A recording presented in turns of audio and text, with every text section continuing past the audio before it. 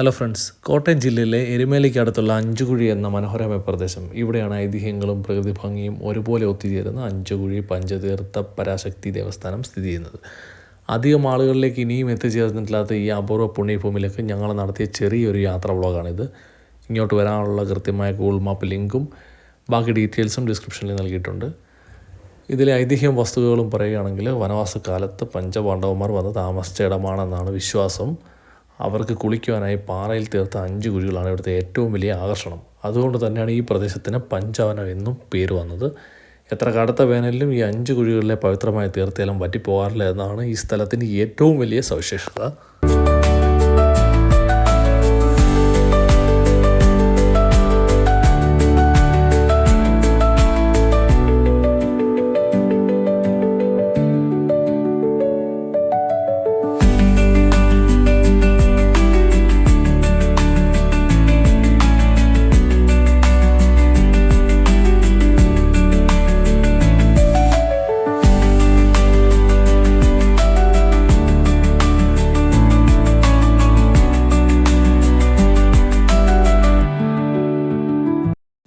ആദിപരാശക്തിയുടെ ചൈതന്യവും പാണ്ഡവന്മാരുടെ ഐതിഹ്യവും ഉറങ്ങുന്ന ഈ മണ്ണിലെത്തിയാൽ മനസ്സിന് വല്ലാത്തൊരു പോസിറ്റീവ് എനർജിയാണ് ലഭിക്കുക.